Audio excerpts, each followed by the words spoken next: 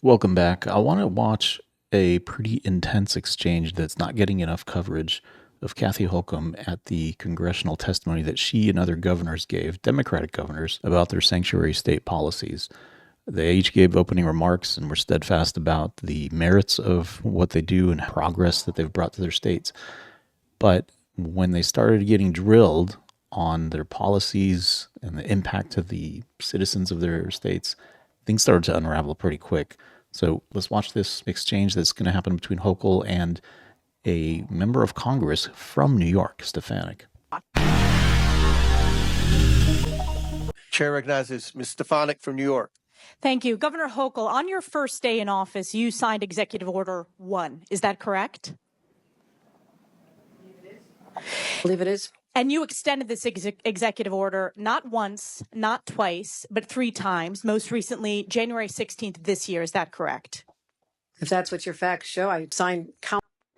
So this order, she's making it seem like this was her first order of business when she took over the governorship. Executive Order number 1 for her was actually a review of all prior executive orders, and they decided which ones that they were going to continue and which ones they were going to put a halt to. The sanctuary status of their state was something that they decided to continue, and she doubled down on in a future executive order. But just to be clear, there's an inference here that she signed effectively sanctuary state status as part of her first executive order. Countless executive orders. I would assume you'd know it's Executive Order 1, and this is a continuation of your predecessor sanctuary state policies, correct? Is included in that. I want to be sure we are defining sanctuary state properly. I'll define it for you. It is the policy of the state that state officers or employees shall not disclose information to federal immigration authorities for the purpose of federal civil immigration enforcement. It goes on to say, law enforcement officers may not use resources, equipment, or personnel for the purpose of detecting and apprehending any individual suspected or wanted for violating a civil immigration office. Law enforcement officers have no authority in the state of New York to take any policy action solely because the person is an undocumented alien. That's a quote in your executive orders that you extended. Now, do you know who Honestly, that sounds like obstruction of justice to me.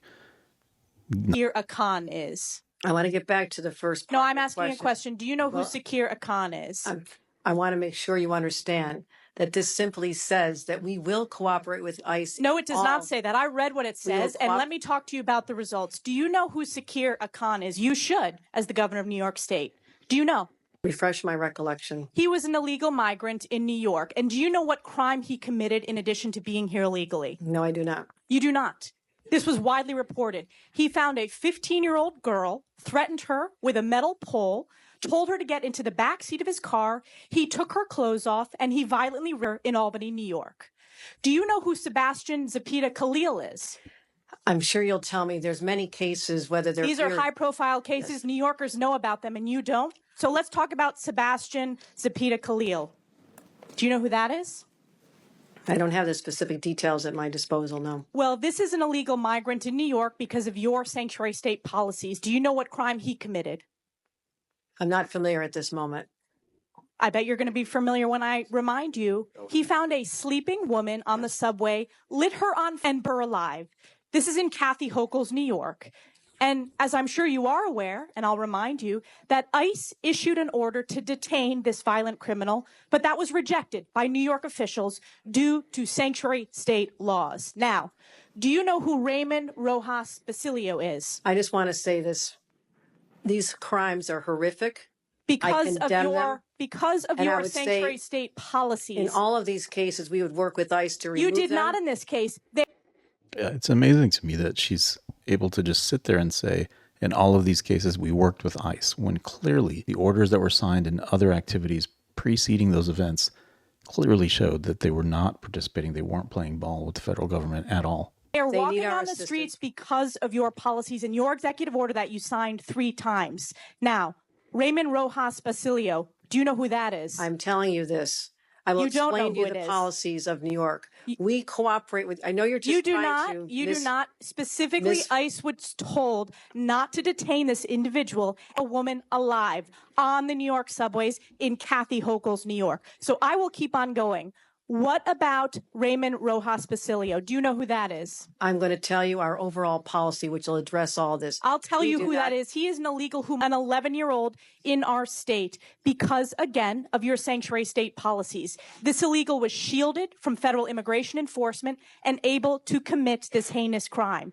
And what about Wilson Castillo Diaz? Do you know who that is? I'm telling you this.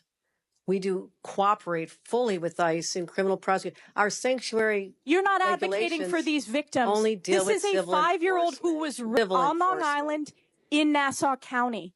You are not advocating on behalf of these victims. You are shielding illegals. Even in your opening statement, you prioritize putting illegals first. That is not of young girls, beatings of NYPD cops by illegals who are here under Kathy Hochul's failed policies, New Yorkers alive.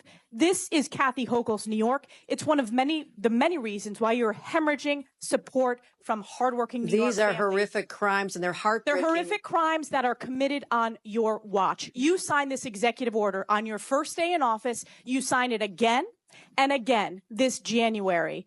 We deserve a governor who stands up for law-abiding New Yorkers, doesn't put illegals first, but actually puts New Yorkers first. I appreciate rather than going after the viral moment. I suggest you look at the facts. I'm standing up for New Yorkers. No. Rather than addressing the illegals in New York, you are prioritizing your far-left sanctuary state policies, which you put in place with executive orders.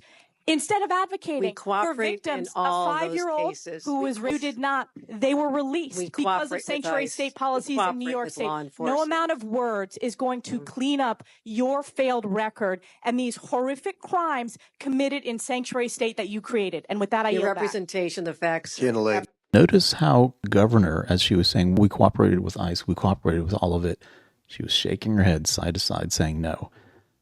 The body language, the tenseness in her face, the cheeks, her eye contact, looking off to the side, so much of it was a clear indicator that she's being called out. She has nothing to stand on here. And there's more.